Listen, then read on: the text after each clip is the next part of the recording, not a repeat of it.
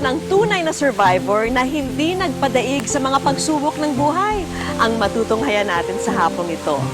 Ang Survivor Philippines castaway na si Echo, sa pagkaka-vote off niya sa nasabing reality show, paano na ang kinabukasan ng kanyang pamilya?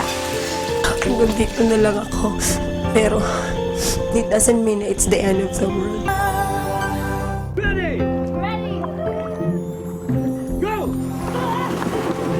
Susunod, gaano na nga ba kagaling makipaglaban ang survivor castaway na si Echo sa tunay na buhay?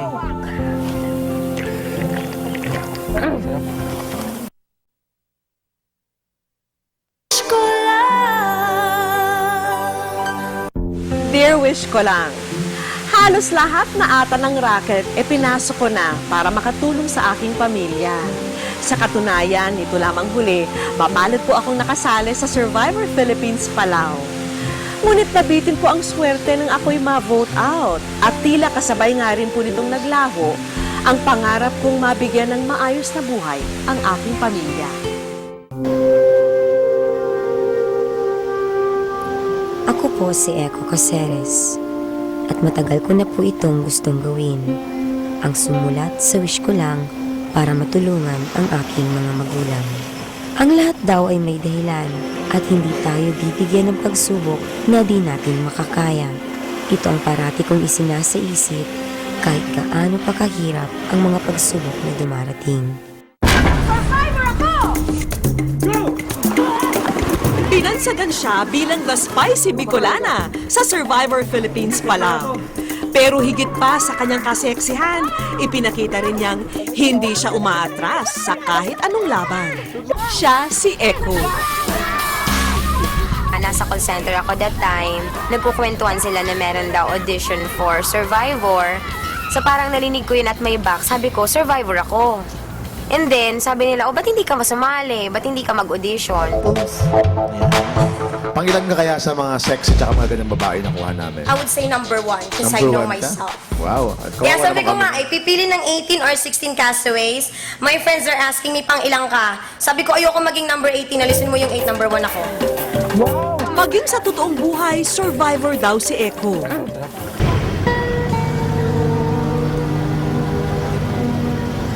Sa Santo Domingo, Albay, Bicol, lumaki si Echo o Francia. Panganay sa 7 magkakapatid. Bata pa lang, namulat na siya sa hirap ng buhay. Minsan ko na po naranasan ang magpasko ng kamote ang nasa pagkainan, magutom at umiyak dahil sa hirap. Sadya nga raw madiskarte si Echo. Grade 2 pa lang nang matuto ang ating probinsyana na magtinda-tinda para makatulong sa mga magulang. Pag dilinggo, yun kilala ko ng mga tao sa bayan namin hanggang ngayon kasi ang ingay-ingay ko talaga. Nagtitinda ako doon. Tapos yun, yung kita ko binibigay ko yung nanay.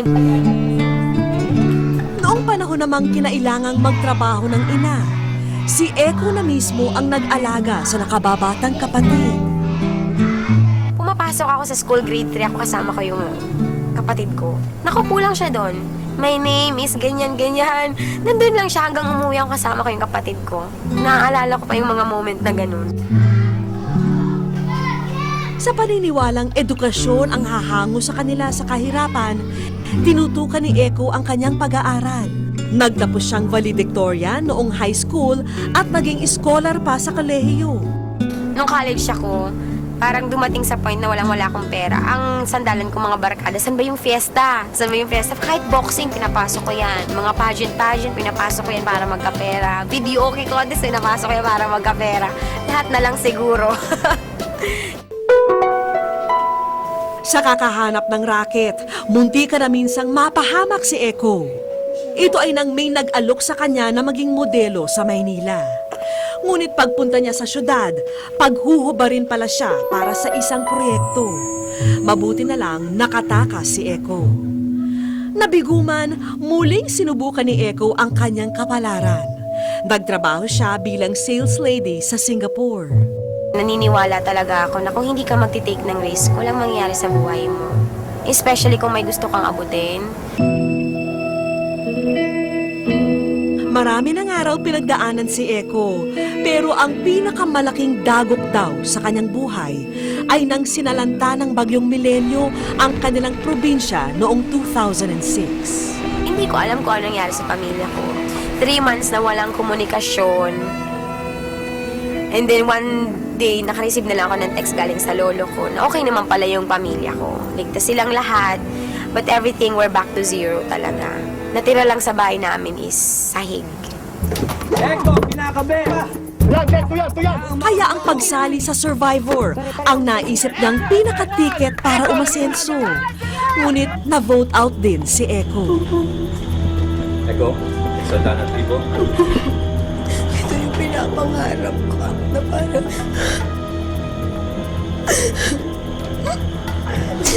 inawi yung parang ipinagkait sa akin.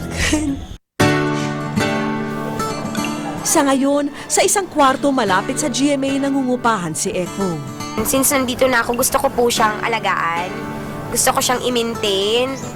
Like ngayon, patapos na yung Survivor, ika nga strike the iron while it's hot. So alam ko na magkakaroon kami ng mga chances na may mga TV appearance. Ang gagawin ko na lang is do my best every time na on the spot ako. Mahal kong Ate Franz, magandang araw po sa iyo. Kumusta naman po kayo dyan? Lahat ng hirap at sakripisyo, titiisin daw ni Eko alang-alang sa tunay niyang mga kaalyansa, ang kanyang pamilya. Pa rin. Kaya kong ipagpalit yung buhay ko para sa kanila. Ito ako ngayon dahil sa kanila. At wala akong pinagsisisihan. Wish ko Susunod, mga kapwa castaway ni Eko, kukutsabahin namin para sa sorpresa namin sa kanya.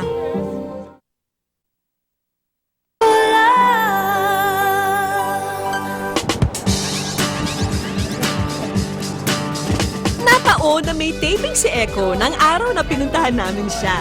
Right after ng Survivor, meron akong mga guesting. And right now, pinagkakabisi-bisihan ko is the Survivor Philippines exclusive. So later on, iti-tape namin siya mamaya with JC Taseco. So yun, the feeling na, yun nga, makatrabaho yung first Pinoy Soul Survivor is very much overwhelming kasi hindi ko akalain na makakatabi ko siya. At the same time, hindi ko akalain na mararanasan ko din ng lahat-lahat ng tol. Abala ang lahat dahil bahagi rin ito ng nalalapit na reunion special ng Survivor Philippines na ipapalabas bukas ng gabi sa SNDO.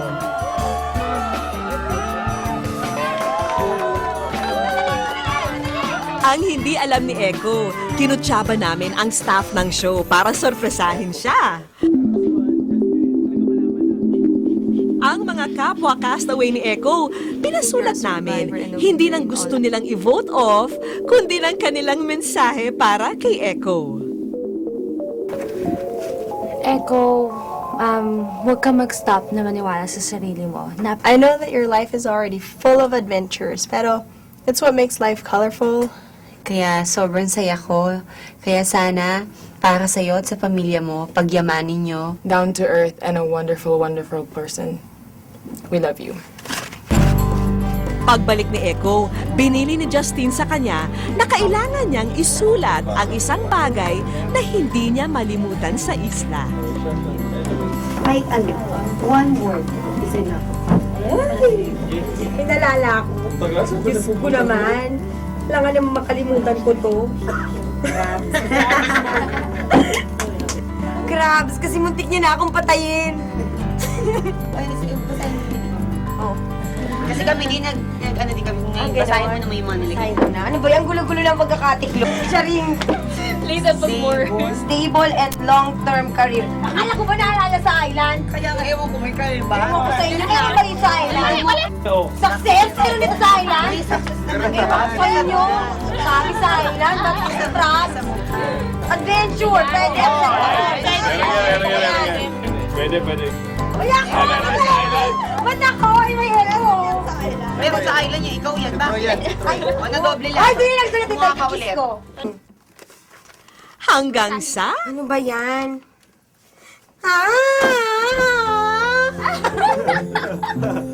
Bakit? Masaya mo na. Ayoko! Sulat ko to Ang cute lang niya! Echo, binabati kita dahil ikaw ay nasa wish ko lang.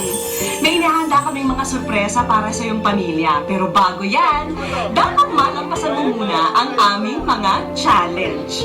O Echo, tinatanggap mo bang aming hamon? Ay! Ano yun? Sulit ko to. Yung nanay ko kasi, matagal na siyang may sulat talaga sa wish ko lang.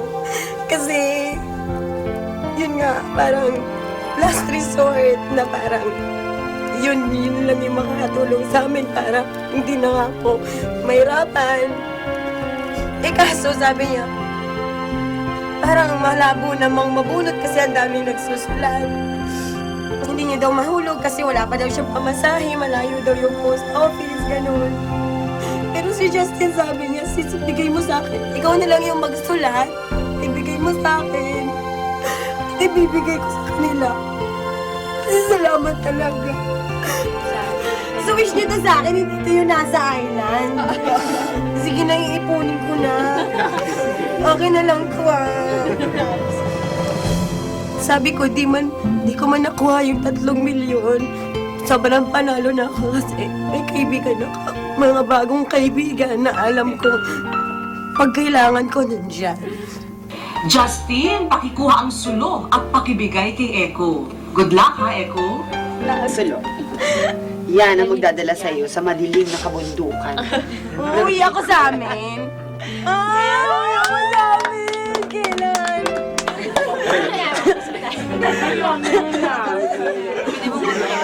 Naku, di magtala kayo ng tent. Wala kayong tutulugan dun eh. Hindi ako makatayo. Di, sandali lang. Manong pakihawa. Salamat talaga. I-group hug mo naman ako. Badit! Miss Vicky, tinatanggap ko po ang hamon mo. Dahil survivor ako! Wish ko lang sa aming pagbabalik. Kaya ako po ginawa lahat yun. Dahil po dito ako.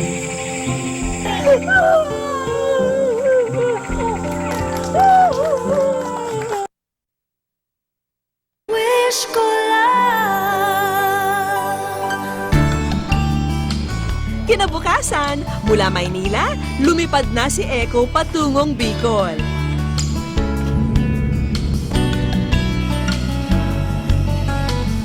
Dito na ako! Dito namin nakilala ang ama niyang si Mang Roberto. Lang dito sa amin. Ang bawat isang taon, kung minsan, hindi lang 3 beses daan ng bagyo. Panibago sa puhunan. Kaya diyan kami nalulugi. Hindi makapagparal ng husto, hindi makapatayo ng bahay. Bakas pa rin sa kanilang tirahan ang pinsala ng mga nagdaang bagyo. Mabuti na nga lang daw at hindi sila nakakalimutan ni Echo. Sabi niya, alik ka mama, mag-shopping tayo, sabi niya. Tapos, yun nga, pinapili po ako ng TV, kung alin po daw yung maganda sa tingin ko, yun po yung kinuha niya. Itong isa, si Echo na din ang bumili nito. Pati itong mga plato na to bago. Kasi sabi niya, mama, luma na yung mga plato natin. Kaya, kuha ka na mama ng mga bagong plato para pag may visit na tayo, hindi tayo nakakahiyang masyado. Ayan. Hindi pa man survivor castaway si Echo, proud na si Aling Lina sa kanya. Bagay ba sa akin? Oo naman, nak. Tingnan mo, bagay na bagay sa'yo.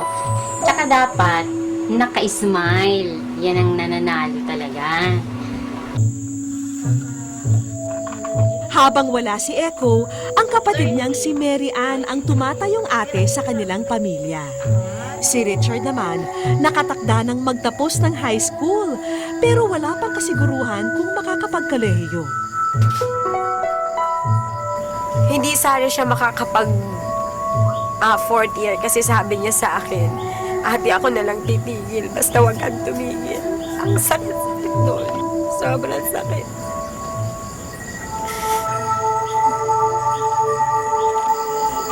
Sa TV na regalo ni Eko na lang daw nila napapanood ang pakikipaglaban nito. Sinisikreto ko lang sarili ko. Kung minsan luluwa ako. Ako mag-isa, hindi ako nagpapakita sa mga kapatid, ganyan. Dahil grabing sakripisyo yun. Dapat ako nandun. Kaya ko yan. Hindi siya. Sa kanya po ako nagkakaroon ng pag-asa. Tsaka sa panalangin po sa Diyos nating makapangyarihan, ako kumukuha ng lakas. Na sabi ko, salamat po sa kanya kasi sa Eko ang ibinigay niya sa akin. Wala silang kamalay-malay na sa hapong ito, sosorpresahin sila ni Eko. Nagjo-joke pa talaga ako, Mako. May kuhaon ako kaya, may kuhaon ako. May kuhaon. Ate Eko. Mabisa. May kuhaon kaya ako, Mako, akong buff. Ako buff. Pinali na Eko, oras na para sa iyong reward challenge. Magdumankangon yan sa palayan at ipakita mo ang iyong tunay na galing. Iluwas mo na ang pagkauragon mo. Sino gumawa nito? Ayan sila. O sige, go! Agad nagtungo ang buong pamilya sa palayan kung saan isang challenge ang naghihintay sa kanya. Hey, Eko. Nakikita mo ba ang file ng bukong yan? Yes, that will be your challenge. Kailangan balatan mo sila isa-isa and pagkatapos mong mabalatan lahat, you have to carry them all the way sa isang lugar doon na merong marka without passing sa mga pilapil kundi sa gitna ng palayan. Can you do that, Eko? Yes, I can do it. Okay, go! Pusin agad yan at may kasunod ka pang challenge.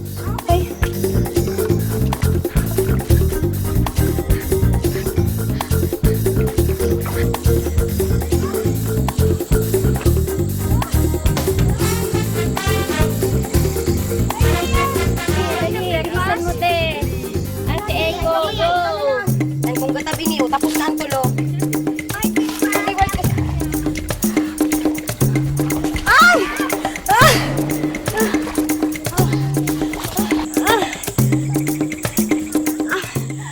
Sa taas ng puno ng bukong yan ay makikita mo ang isang sisidlan at nasa loob noon ang mensahe na dapat mong ipaabot sa iyong pamilya.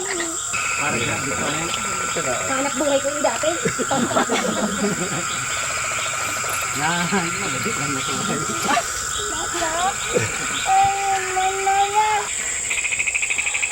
Kaya ako po ginawa lahat yun.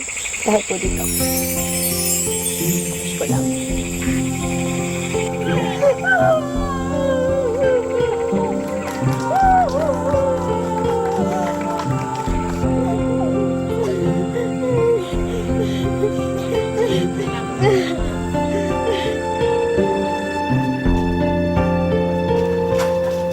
Congratulations, Eko! At ang iyong reward! Pangalan ng Genicom Institute of Science and Technology, iginagawad ang Certificate of Scholarship na ito sa iyong kapatid na si Mary Ann Casares para sa isang complete and free multimedia computer-assisted high school education. Maraming salamat ate at pagbubutihan ko pa po ang pag-aaral ko para din sa iyong mga effort. Salamat. May handog din kami para naman sa kapatid ni Eko na si Richard. Iginagawad ng Southern Luzon Technological College Foundation Incorporated sa iyong kapatid na si Richard ang scholarship for any 4-year course. Para ito sa iyo, pagbuti ng pag-aaral mo, makakatapos ka ng 4 year. Pero hindi riyan nagtatapos ang good news. Congratulations, Eko. Dahil sa tibay at tatag na ipinakita mo sa amin ngayon, nandirito ang Wholesome Cement, ang partner ng bawat pamilyang Pinoy sa pagtatag ng matibay na kinabukasan. Ay hinahandugan ka ng Wholesome Excel at Wholesome Wallrite para makumpleto na ang inyong bahay. At higit sa lahat, nandito rin ang aming Wholesome Cement business partner na taga Bicol din, para na si Peter Chan, para handugan din kayo ng iba pang requirements ng inyong bahay. Ang Mega Oro Steel at ang Wholesome Cement, ikaw ang tunay na survivor. Congratulations!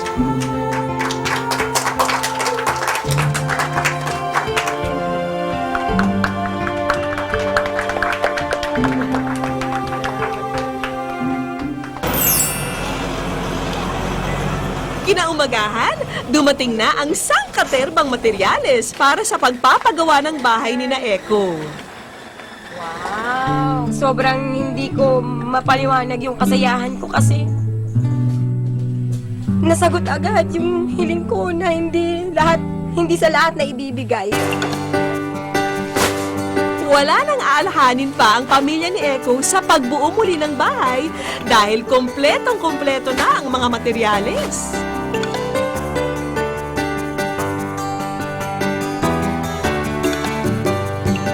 Sa resort na ito muna namin dinala sina Eko para makapagpahinga at makapag-relax. Wala silang kamalay-malay na may isang sorpresa pa kaming binubuo para sa kanila.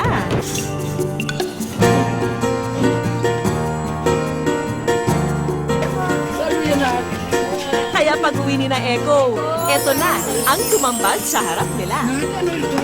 Ay, hindi siya ma-bored kasi gusto niya, kahit nandito siya nag-aalaga ng mga bata, may pumapasok na pera. Po, pangako ko po na pag aalagaan ko po ito na lumago po siya. May handog din kaming mga butil at pananim para sa iyong ama. Agad-agad itatanim yan ni tatay. May papatay yung bahay ko na pinapangarap. Tindahan sa nanay ko. Tapos, pananim para sa tatay ko. Salamat po. Maraming salamat po.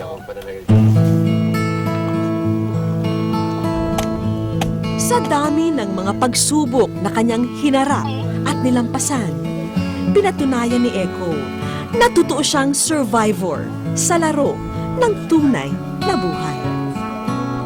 Sa lahat-lahat na nangyari, totoo talaga na pag nangarap ka, walang imposible. Kapag naghahangad ka ng maganda sa kapwa mo, sa pamilya, sa sarili mo, walang imposible. Yun nga lang, dapat ikaw bilang isang tao marunong ka maghintay kasi hindi naman lahat ibinibigay ng agad-agaran. Ngayon, masasabi ko na hindi nga ako nanalo survivor, pero feeling ko ako yung nakatanggap ng halos sobrang gandang reward.